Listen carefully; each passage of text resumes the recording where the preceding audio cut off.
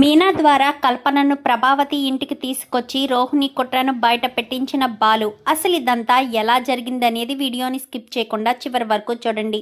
గుండె నిండా గుడిగంటలు. అప్కమింగ్ ఎపిసోడ్స్లో ఏం జరగబోతుందో ముందుగా తెలుసుకోవాలి అనుకుంటే వీడియోని లైక్ చేసి ఛానల్ని సబ్స్క్రైబ్ చేసుకుని పక్కనే ఉన్న బెల్ సింబల్లో ఆల్ పై క్లిక్ చేయండి. మీనా బాలు జోడి కనుక మీకు నచ్చినట్లయితే కామెంట్లో ఎస్ అని టైప్ చేయండి. మొత్తం మీద చూసుకున్నట్లయితే ఇంకా మనోజ్కి 10 లక్షలు వచ్చాయనేసరికి చాలా సంతోషపడిపోతూ ప్రభావతికి గాజులు తీసుకురావడంతో పాటు మంచి శుభవార్తను కూడా తీసుకొచ్చి చెప్పడంతో తెగ సంతోషపడిపోతుంది. ప్రభావతికి మాత్రమే గాజులు తీసుకొస్తాడు, సత్యానికైతే డ్రెస్ తీసుకొచ్చి ఇస్తాడు. ఆయన నాన్నకు కూడా తీసుకొచ్చిస్తే నాకు వచ్చిన 10 లక్షలు కూడా ఇలాగే పంచి పెట్టడమే సరిపోతుంది, ఇంకా మాకు అందులో మిగిలేదేముంది. మరొక గుడ్ న్యూస్ అమ్మా, మేము విల్లా కొనాలనుకుంటున్నాము అని చెప్పి ఇంకా మనోజ్ చెప్పడంతో సత్యం బాధపడతాడు. సత్యం బాధపడేసరికి ఇంకా అందరూ కూడా ప్రభావతి అయితే తెగ సంతోషపడిపోతుంది. నా కొడుకు గొప్ప స్థాయికి వెళ్ళిపోయాడు, నా కొడుకు గొప్పవాడైపోయాడు, ఇంకా వాడిని ఎవరూ ఆపేది లేదు. నాకు తెలుసురా, నువ్వు ఎప్పటికైనా గొప్ప వ్యక్తి అవుతావని, నువ్వు అలా అవ్వాలనే నేను కోరుకుంటున్నాను. నువ్వు గొప్ప స్థాయికి వెళ్తే నాకంటే సంతోషించే వాళ్ళు ఎవరూ ఉండరు అని ప్రభావతి కాస్త తెగ మెచ్చుకుంటూ వాణ్ణి మాత్రమే ఆకాశానికి వెత్తేస్తూ, నువ్వు నాకు గాజులు తీసుకొచ్చావు, ఈ మూమెంట్ని నేను ఎప్పటికీ మర్చిపోలేనని తెగ సంతోషపడిపోతుంది. ఇంకా అదంతా కూడా మీనా ఆలోచనలో పడుతుంది. మామయ్య గారిని వదిలేసి వెళ్ళిపోతే మామయ్య గారు బాధపడతారు కదా అంటూ ఇంకా బాలుతో బాధపడేసరికి వెళ్తే వెళ్ళినవే, వాళ్ళు ఉన్నంతసేపు నాన్నకి ఎప్పుడు ప్రశాంతత ఉండదు, అయినా వాడు ఎప్పుడు ఎదగాలి, ఎప్పుడు ఇల్లు కొనాలి అని చెప్పి బాలు మీనా ఇద్దరు మాట్లాడుకుంటారు. ఇంకా మరుసటి రోజు మీనా ఉదయాన్నే లేస్తుంది. లేచేసరికి బాలు నిద్ర లేచే సమయానికే మీనా కనిపించదు. ఇదేంటి, మీనా ఎక్కడికి వెళ్ళింది, ఇంత ఉదయాన్నే లేచేసిందా? ఎప్పుడు ఇంత ఉదయాన్నే లేవదు కదా, కొంచెం టైం పడుతుంది కదా, మరి ఇప్పుడు 3 అవుతుంది, ఇప్పుడే లేచేయడం ఏంటి అనుకుంటూ బాలు మళ్ళీ నిద్రపోయి ఉదయం లేచి రెడీ అయ్యి బయటకు వస్తాడు. ఏంటి మీనా ఎంత ఉదయాన్నే లేచావు అనగానే, ఏమీ లేదండి, పనుండి లేచాను అని చెప్తుందే తప్ప ఇంకేం మాట్లాడకపోయేసరికి సత్యం రెడీ అయ్యి కిందకు వస్తాడు. ఎక్కడికి వెళ్తున్నావు నాన్న, యూనియన్ ఆఫీస్కి కానీ వెళ్తున్నావా ఏంటి అంటూ బాలు అడిగిన ప్రశ్నకు, కాదురా నేను ఈరోజే స్కూల్కి వెళ్తున్నాను అనేసరికి, స్కూల్కా, వద్దని చెప్పాను కదా నాన్న. లేదురా, ఈ వేళ నుంచి వెళ్ళాలి, అయినా వారానికి ఒక్కరోజే కదా, పెద్ద కష్టమేమీ కాదులే, ఇలా వెళ్ళి అలా వచ్చేస్తాను అని చెప్పనేసరికి, అయినా నాకు ఇష్టం లేదు నాన్న అంటూ బాలు పోరు పెడతాడు. మిగిలిన వాళ్ళంతా కూడా వెళ్ళనివ్వండి, ఇష్టపడి చేయిస్తానన్నప్పుడు మావయ్య గారు మనసును మాత్రం ఎందుకు బాధ పెట్టాలి అని మీనా శృతి కూడా మాట్లాడేసరికి ఇంకా అంతా కూడా సర్లే వెళ్ళనివ్వండి అన్నట్టు మాట్లాడిన తర్వాత బాలుయే, నేను నా అంతటా నేనే స్కూల్ దగ్గరికి దిగబెడతానని స్కూల్ దగ్గరికి బాలు తీసుకెళ్తాడు. ఇంకిక్కడ రోహిణి కూడా హడావిడి పడుతుంది, ఎందుకంటే చింటూని స్కూల్లో డ్రాప్ చేయాలి కదా, సో అందుకని హడావిడి పడి మరీ బయలుదేరి వెళ్ళేసేసరికి ఇంకా ఏంటి రెడీగా ఉన్నావు అనగానే, ఎప్పుడో రెడీ అయిపోయినమ్మా అని చెప్పాను కానీ, సరే పద అని ఇంకా రోహిణి చింటూని ఇలా డ్రాప్ చేసి బయటికి ఇలా వస్తుంది. సత్యము ఆఫీస్ రూమ్లో కూర్చుని అకౌంట్ రాస్తూ ఉంటాడు. సత్యాన్ని రోహిణి చూడదు, రోహిణిని సత్యం చూసుకోరు. ఇంకా రోహిణి చింటూని డ్రాప్ చేసి వెళ్ళిపోతుంది పార్లర్కి. బాలు అయితే ట్రిప్స్ కోసం వెళ్తాడు. మీనా గురించి జరిగిందంతా కూడా రాజేష్కి ఇటు నవీన్కి చెప్పేసరికి, ఏంటి నువ్వనేది, వాడు అటు తిరిగి ప్రేమించింది మీనా చెల్లినా అనగానే, అవునరా, వాడికి నేనే సలహాలు ఇచ్చాను. విచిత్రం ఏంటంటే మీనా మామూలుగా కాదు, మా నాన్న కూడా చాలా సీరియస్ అయ్యాడు. అదృష్టం ఏంటంటే ఆ సమయంలో మా అమ్మ కానీ మనోజ్ కానీ రోహిణి కానీ లేదంటే మీనాని ఏదో ఒకటి అనేవారు, మీనా బాధపడేది. అయినా నేను తెలుసుకోవాల్సింది, అయినా మీ తమ్ముడికి మాత్రం తెలియదేంట్రా, మెళ్ళో పసుపు తాడుంది, పెళ్ళయిందో లేదో, కాళ్ళు మెట్లుంటాయి, చూసుకోవాలి కదా అనగాని, ఏమోరా వాడికి మీనా బాగా నచ్చినట్టుంది అనేసరికి, నచ్చుద్ది అందరికీ, నా భార్య నచ్చుతుంది అనగానే, సారీ రా, వేరే ఉద్దేశంతో అనుకోవద్దు, వాడు పెళ్లి చేసుకుందామన్న ఆలోచనతోటే చేశాడు. అలాంటి అమ్మాయే వాడికి భారీగా దక్కుతుందిలేరా. ఇంతకీ వాడేడి అనగానే, ఈ విషయం నాకు చెప్పి నీతో మాట్లాడమని నిన్ను క్షమాపణ అడగమని వాడు ఆఫీస్కి వెళ్ళిపోయాడు. మళ్ళీ నీకు కనిపించకపోవచ్చు బహుశా. వాడు ప్రేమించింది నీ భార్యనే అన్న విషయం తెలిసినప్పటి నుంచి వాడు గజగజ వణికిపోతున్నాడు.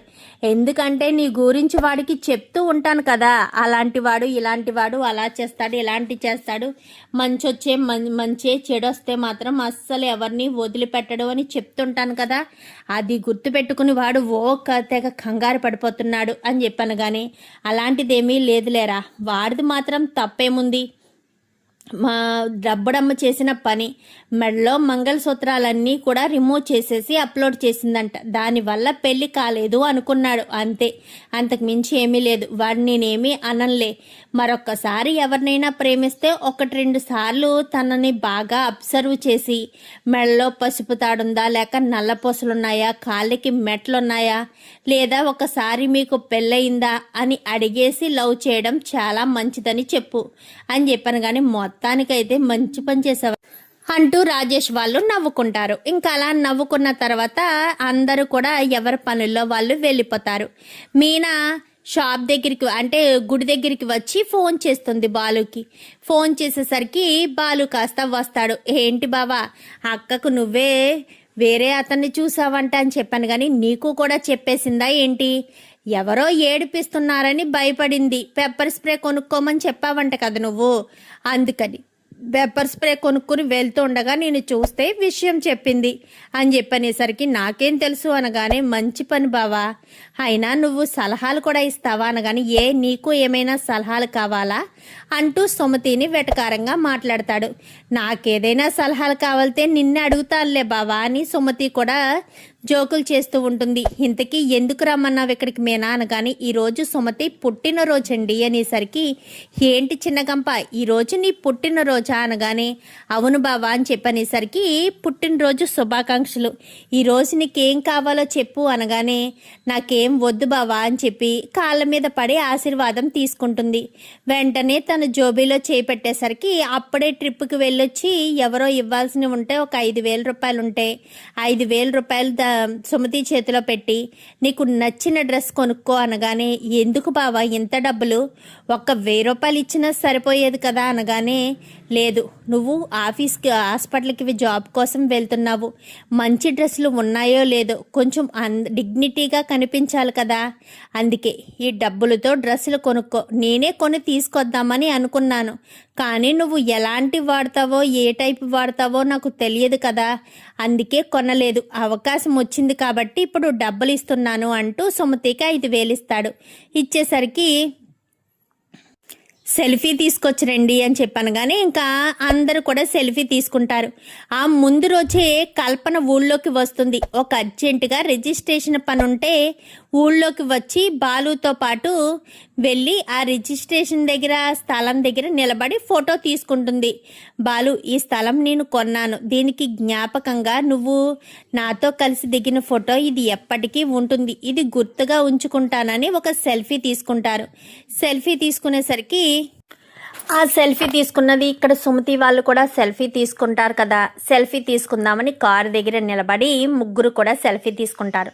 సెల్ఫీ తీసుకున్న తర్వాత, అక్క నువ్వు బావా నిలబడండి, మీ ఇద్దరికి నేను ఫోటో తీస్తానని ఇద్దరిని పక్క పక్కన కారు ముందు నిలబెట్టి ఇద్దరిని కూడా ఫోటో తీస్తుంది. ఫోటో తీయడంతో, ఎలా వచ్చే సుమతి ఫొటోస్, ఏది ఇలా చూద్దాం రా అని చెప్పి ఇద్దరు కూడా నిలబడి ఫొటోస్ చూస్తూ ఉంటారు. ఫొటోస్ చూస్తూ ఉండేసరికి, శివ వెళ్తున్నాడా అత్తయ్య, ఎలా ఉన్నాడు, చదువుతున్నాడా, మళ్ళీ ఏమన్నా వేషాలు వేస్తున్నాడా అనగానే, లేదు బాబు వాడు పూర్తిగా మారిపోయాడు, మీరంటే చాలా గౌరవం పెరిగింది, నా మీద గౌరవం ఉన్నా లేకపోయినా దాన్ని నేను పెద్ద పట్టించుకోను, వాడి మీదే మీరు ఎన్నో ఆశలు పెంచుకున్నారు కాబట్టి మీరు మాత్రం వాడిని జాగ్రత్తగా చూసుకోండి, వాడొక గొప్ప స్థాయికి వచ్చి ఉద్యోగం చేయడం మొదలు పెడితే చాలు, ఇంకా వాడి జీవితం సెట్ అయిపోయినట్టే, సుమతికి కూడా ఏదొక మంచి సంబంధం వచ్చి తనకి కూడా పెళ్లి జరిగిపోతే ఇంకా ఎలాంటి ఇబ్బంది ఉండదు. ఇంకా శివ గురించి శివ చూసుకుంటాడు. ఇంకా మీరు ఇలా కష్టపడవలసిన అవసరం ఉండదు అంటూ మాట్లాడేసరికి అవును బాబు నిజమే నువ్వు చెప్పింది అని ఇద్దరు అత్త అల్లుడు ఇద్దరు మాట్లాడుకుంటూ ఉంటారు. మాట్లాడుకుంటూ ఉండేసరికి ఏవండి అని గట్టిగా పిలుస్తుంది మీనా. ఏమైంది మీనా అనగానే ఇదేంటి ఈ అమ్మాయి ఫోటో మీ దగ్గర ఉంది, పైగా మీ ఇద్దరు సెల్ఫీ కూడా తీసుకున్నారు, ఈ అమ్మాయి గురించి మీకు తెలుసా, అసలు ఈ అమ్మాయి ఎవరో మీకు తెలుసా అంటూ కల్పన ఫోటోని చూపిస్తుంది మీనా. చూపించేసరికి ఈవిడే కెనడా మేడం, నేను చెప్తూ ఉంటాను కదా కెనడా మేడం అని. తనే నిన్ననే ఏదో రిజిస్ట్రేషన్ పనుండి ఊళ్ళోకి వచ్చినప్పుడు తను ఒక సైట్ తీసుకున్నాను అని ఆ సైట్కి గుర్తుగా మేమిద్దరం సెల్ఫీ తీసుకున్నాము అని చెప్పాను. కానీ ఈ అమ్మాయి ఎవరనుకుంటున్నారు, మీ అన్నయ్య మనోజ్ లవరు. 40 లక్షలు ఎత్తుకుని వెళ్ళిపోయింది ఈ అమ్మాయే. మీ అన్నయ్య మోసపోయింది ఈ అమ్మాయి దగ్గర అనేసరికి ఏం మాట్లాడుతున్నావు మీనా అని చెప్పాను. కానీ అవును ఈ అమ్మాయి నాకు బాగా గుర్తు, ఆ రోజు గుడి దగ్గరికి పూజ చేయించడానికి వచ్చారు, పైగా మా ఇద్దరికి రిసెప్షన్ జరుగుతూ ఉన్న సమయంలో కూడా మీ అన్నయ్యని పక్కకు తీసుకెళ్లి మాట్లాడింది ఈ అమ్మాయేనండి అని చెప్పనేసరికి అయితే 40 లక్షలు దొరికేశాయి మీనా, పద వెళ్దాము అని. సరే సుమతి, సరే అత్తయ్య వెళ్ళొస్తామని మీనా బాలు ఇద్దరు గబగబా వెళ్తారు. తను ఎక్కడుంటుందో ఏంటో మీకు తెలుసా అనగానే తన ఫోన్ నెంబర్ కూడా నా దగ్గర ఉంది అనేసరికి సరే పదండి అని. ముందైతే ఇలా అని చెప్పకండి, మామూలుగా నా వైఫ్ నిన్ను చూడాలనుంది అని చెప్పి ఫోన్ చేసి చెప్పండి అనగానే రమ్మని చెప్తారు కదా అప్పుడు మనం వెళ్దాము అని. ఇంకా మీనా చెప్పేసరికి బాలు వెంటనే ఫోన్ చేస్తాడు. చెప్పు బాలు అని చెప్పాను. కానీ మేడం ఎక్కడున్నారు అనగానే ఇంకెక్కడుంటాను, నేను రూమ్లోనే ఉన్నాను అనేసరికి నా వైఫ్ మిమ్మల్ని చూస్తాను అని చెప్పారు. అవునా రెండైతేని అని చెప్పనేసరికి సరే అని ఇంకా బయలుదేరి మీనా బాలు ఇద్దరు వస్తారు. వచ్చేసరికి బాలు ముందుండి తలుపు కొడతాడు. తలుపు కొట్టడంతో తలుపు తీస్తుంది. ఏంటి బాలు నువ్వు ఒక్కడ వచ్చావేంటి నీ వైఫ్ అనగానే నేను ఇక్కడే ఉన్నాను మేడం అని చెప్పనేసరికి నిన్ను ఎక్కడో చూసినట్టుందే అనగానే ఓ నేను గుర్తులేనా, ఆ రోజు మనోజ్కి నాకు రిసెప్షన్ జరుగుతూ ఉంటే మీరు వచ్చి మనోజ్ని పక్కకు తీసుకువెళ్ళి మాట్లాడారే, అప్పుడు రిసెప్షన్లో ఉన్న పెళ్లి కూతుర్ని నేనే అని చెప్పనేసరికి ఒక్కసారిగా షాక్ అవుతుంది. అంటే అనగానే మీరు బాలు వైఫ్ అనగానే అవును నేను మా ఆయన వైఫ్నే, ఎందుకంటే ఆ మనోజ్ ఎవరో కాదు మా ఆయన వాళ్ళ అన్నయ్యే, తను మీతో లేచిపోవడం కోసమని 40 లక్షల కోసమని పెళ్లిపేటల మించి వెళ్ళిపోయాడు, అప్పుడు నన్ను మా ఆయనే పెళ్లి చేసుకున్నాడు అని చెప్పనేసరికి ఒక్కసారిగా షాక్ అయిపోతుంది. ఏంటి మనోజ్ వాళ్ళ తమ్ముడువా నువ్వు అని చెప్పాను. కానీ అది కరెక్టేలే, కానీ ఏంటి కెనడా మేడం 40 లక్షలు మా అన్నయ్య దగ్గరే తీసేసుకున్నారంట, మళ్ళీ ఇచ్చే పని లేదా, మా అన్నయ్యని మోసం చేసి 40 లక్షలు తీసుకున్నారు, ఆ 40 లక్షలు మా నాన్న 30 సంవత్సరాల పాటు కష్టపడిన డబ్బులవి, ఆ డబ్బులు మర్యాదగా ఇచ్చేయండి మేడం అని చెప్పాను. కానీ ఏం మాట్లాడుతున్నావు బాలు, 40 లక్షలు తిరిగి ఇవ్వడం ఏంటి, నీకు చెప్పాను నీకు తెలియదా ఏంటి అని చెప్పాను. కానీ ఏంటి తెలియకపోవడం, ఏమంటున్నారు మీరు అనగానే ఆ 40 లక్షలు నేను ఆల్రెడీ లాస్ట్ టైం ఊళ్ళోకి వచ్చాను కదా అప్పుడే ఇచ్చేసాను మీ అన్నయ్యకి మీ వదినికి, ఆ రోజు నిన్ను పార్లర్ దగ్గర దించమంటే మీ వదిన పార్లర్ అంటూ దించావు కదా, ఆ పార్లర్ దగ్గరికి వెళ్ళాక అక్కడే మీ వదిన నన్ను చూసి స్టేషన్కి తీసుకెళ్ళి నానా రాద్ధాంతం చేసింది, ఆ రోజు నిన్ను సాక్షి సంతకం పెట్టమన్నాము గుర్తుందా అని చెప్పాను. కానీ అది ల్యాండ్ రిజిస్ట్రేషన్ కోసమని చెప్పారు కదా, కాదు ఈ 40 లక్షల కోసమే, అంటే అప్పటికే మా అన్నయ్య వదిన అనగానే మీ అన్నయ్య వదిన ఇద్దరు పోలీస్ స్టేషన్ లోపలే ఉన్నారు, ఆ రోజే 40 కాదు 5 లక్షల వడ్డీతో 45 లక్షలు రిటర్న్ చేసేసాననేసరికి ఏంటి మీనా ఇది, మేడం అప్పుడే ఇచ్చేస్తే మరి ఆ 40 లక్షలు అనగానే అయితే షోరూమ్ పెట్టింది ఆ డబ్బులతోటే అనుకుంటండి, కానీ రోహిణి మాత్రం వాళ్ళ నాన్న జైల్లో నుంచి పంపించాడు అంటూ అబద్ధం చెప్పింది, అంటే కావాలని వాళ్ళిద్దరూ కలిసి ఇంట్లో వాళ్ళందరినీ మోసం చేశారు, ఆ 40 లక్షలతో బిజినెస్ స్టార్ట్ చేశారు అని చెప్పనేసరికి ఈ ఎట్టి పరిస్థితుల్లో వాళ్ళని వదలకూడదనగానే, నేను వదలను బాలు, నేను డబ్బులు ఇచ్చిన తర్వాత కూడా ఇవ్వలేదని మీరు నా దగ్గరికి వచ్చేటట్టు చేశారు కదా, నేను వచ్చి చెప్తాను అనగానే, ప్లీజ్ మేడం రండి మేడం అనగానే, పదండి అని ఇంకా ముగ్గురు కూడా బయలుదేరి వెళ్తారు. ముగ్గురు కూడా బయలుదేరి ఇంటికి వచ్చేసరికి ఇంట్లో ఎవరు ఉండకపోవడంతో ఇంకా కూర్చుని ఆలోచిస్తూ ముగ్గురు కూడా కూర్చుంటారు. ఈలోపు సత్యం వస్తాడు. ఎవర్రా ఈ అమ్మాయి అనగానే, చెప్తాను నాన్న కూర్చో అంటూ మిగిలిన వాళ్ళకు కూడా ఫోనులు చేయడంతో అందరూ కూడా వస్తారు. అందరూ వచ్చేసేసరికి ఇంకా అందరూ లోపలికి వచ్చిన తర్వాత రోహిణి, మనోజు ఆఖరిగా వస్తారు. ప్రభావతి కూడా వస్తుంది. నిన్నెక్కడో చూసినట్టుంది అమ్మాయి అనగానే, చూసినట్టే ఉంటుంది ప్రభావతమ్మ, ఒక్క నిమిషం ఆగితే నీకు అన్ని విషయాలు కూడా క్లారిటీ వస్తాయి అని చెప్పనేసరికి ప్రభావతి ఆ పిల్లనే చూస్తూ ఉంటుంది. అదే కల్పననే చూస్తూ ఉంటుంది. చూస్తూ ఉండేసరికి ఈలోపు మనోజ్, రోహిణి ఇద్దరు వస్తారు. రండి రండి, మీకోసమే ఎదురు చూస్తున్నాము, మీరే అక్కడి నుంచి అలా వెళ్ళిపోతే ఎలాగా, రండి మీకోసమే మా ఎదురు చూపు. ఇంతకీ ఈవిడెవరో తెలియలేదు కదమ్మా, ఈ అమ్మాయి ఎవరనుకుంటున్నారు, మన మనోజ్ అనే దగ్గర 40 లక్షలు తీసుకువెళ్ళిపోయింది ఈ అమ్మాయే అంటూ ఇంకా బాలు చెప్పడంతో ఒక్కసారిగా అందరూ చూసి షాక్ అయిపోతారు. ఏంట్రా బాలు, మరి అలాంటిటప్పుడు కూర్చుని మరీ మాట్లాడిస్తున్నావేంటి, ఎక్కడ ఉంది ఆ 40 లక్షలు, నా కొడుకు డబ్బులే తీసుకోవాలని అనిపించిందా, నా మొగుడు కష్టపడి అనగానే, ఒక్క నిమిషం ఆంటీ ఆగండి, మీరు మీ నోటికి కొంచెం అడ్డుకట్ట వేస్తే బాగుంటుంది. ఏమన్నారు, నా కొడుకు దగ్గరే 40 లక్షలు తీసుకోవాలా అని అడిగారు కదా, నేను మీ కొడుకుకి ఇచ్చి 3 నెలలు అవుతుంది. 40 లక్షలు కాదు, 45 లక్షలు, అక్షరాల 45 లక్షల రూపాయలు నేను మీ కొడుకుకి ఇవ్వడం జరిగింది.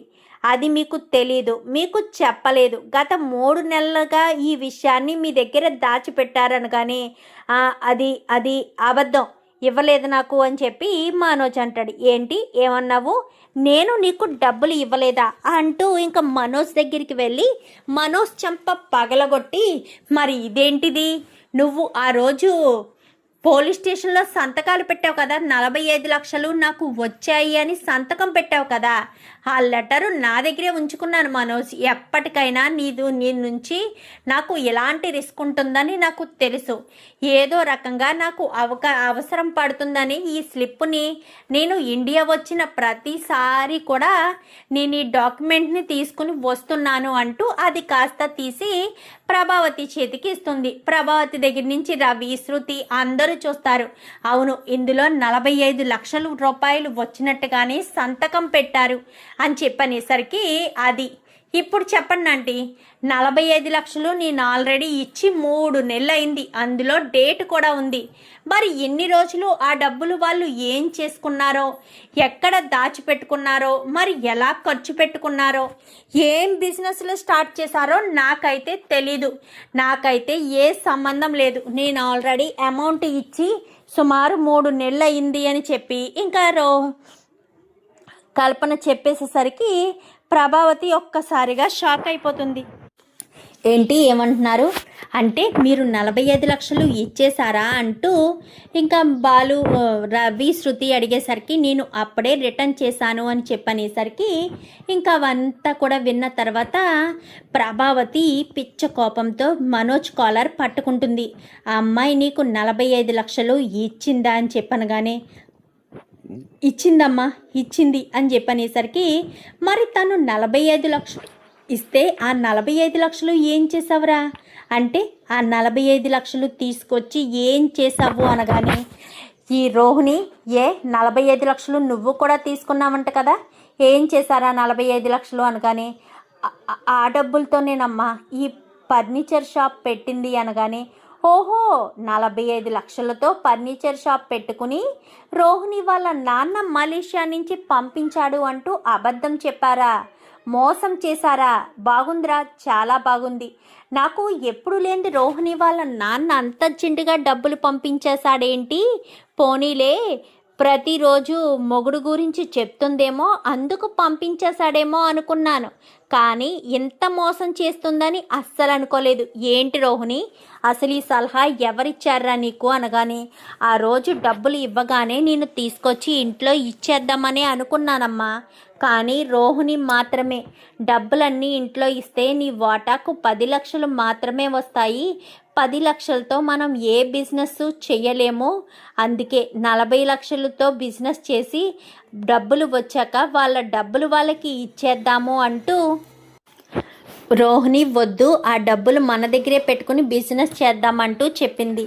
అందుకోసమనే నేను ఆ డబ్బులు ఇవ్వలేదమ్మా అనగానే, మరి నాకు ఆ విషయం చెప్పాలి కదా, మరి నా దగ్గర ఎందుకు ఆ విషయాన్ని దాచిపెట్టారు అంటూ ప్రభావతి అడిగిన ప్రశ్నకు, నీకు చెప్పినా ఇంట్లో చెప్పేస్తావు కదమ్మా, అందుకోసమని చెప్పలేదు, నిజంగా డబ్బులు నేను రిటర్న్ చేద్దామని అనుకున్నాను అని చెప్పాయి.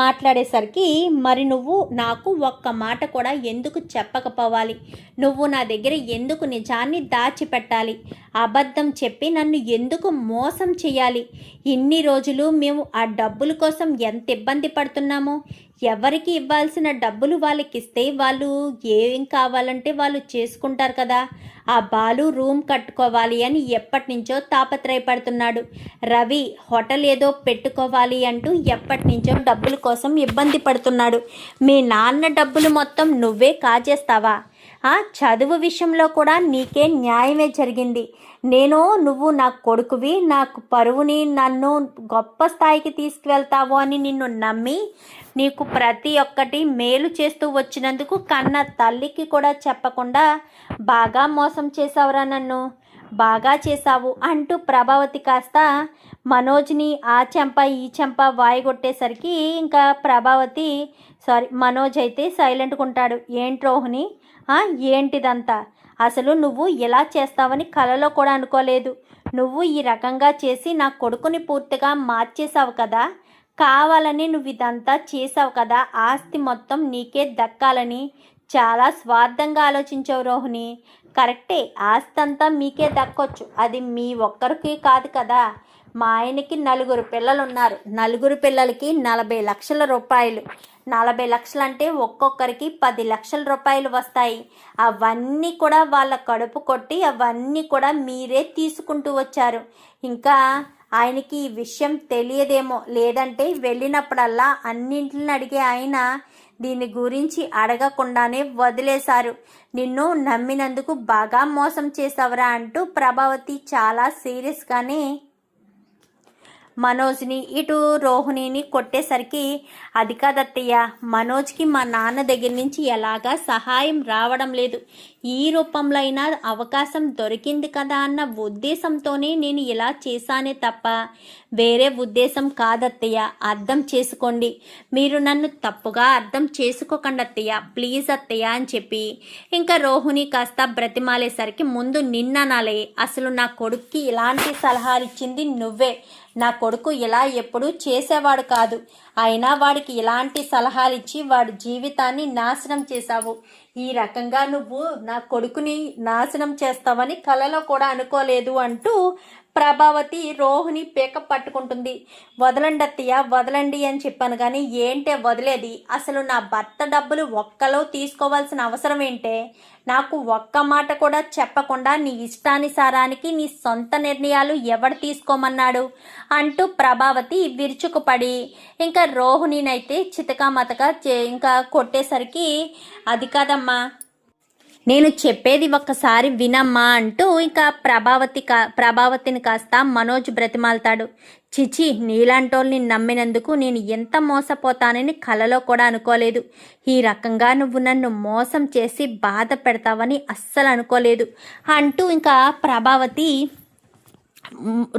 మనోజ్ని ఇటు రోహిణిని ఇద్దరిని కూడా చెంపలు వాయగొట్టి, ఎంత నమ్మన్రా, నా భర్తకు తెలియకుండా మీకోసం నేను ఎన్ని చేశాను, మీరు నాకు ఒక్క మాట అయినా చెప్పారా, ఏంటి ప్రభా, ఏంటి ఇందాకటి నుంచి నాకు చెప్పలేదు అని ఓ తెగ బాధపడుతున్నావు, చెప్తే ఏం చేసేదానివి? ఆ 45 లక్షలు నువ్వు ఎంతో కొంత డబ్బులు అడిగి షాపింగ్లు అవి చేసుకునేదానివా? వచ్చిన డబ్బులు మీ నాన్నకి ఇవ్వకుండా మోసం చేశావు అని అనడం మానేసి నాకొక్క మాట చెప్పలేదు అంటూ అప్పటి నుంచి కూడా మొరలెత్తుతున్నావేంటి? అంటే నీకు చెప్పి తప్పు చేసినా పర్వాలేదా? ఓహో, ఆ తప్పులో నువ్వు భాగమై ఉండాలి అన్న ఉద్దేశంతో అంటున్నావా అంటూ మాట్లాడేసరికి అది కాదండి, నాకు ఒక్క మాట అయినా చెప్తే నేనైనా చెప్పేదాన్ని కదా అంటూ మాట్లాడుతున్నాను అనగానే, నువ్వు ఏం చెప్తావో వాళ్ళు ఏం చెప్తారో అన్నీ నాకు తెలుసు. చిచి, ఇలాంటి వాడు నా కడుపుని ఎందుకు పుట్టాడా అని అనిపిస్తుంది. చి అనుకుంటూ సత్యం కాస్త అసహించుకుని వెళ్ళిపోతాడు. మొత్తానికైతే 45 లక్షల విషయం అయితే బయటికి వస్తుంది. మరి ప్రభావతి ఎలాంటి నిర్ణయం తీసుకుంటుంది చూద్దాం. మరి రాబోయే ఎపిసోడ్స్లో ఏం జరుగుతుందో. వీడియో నచ్చితే లైక్ చేసి ఛానల్ని సబ్స్క్రైబ్ చేసుకోండి. Thank you for watching.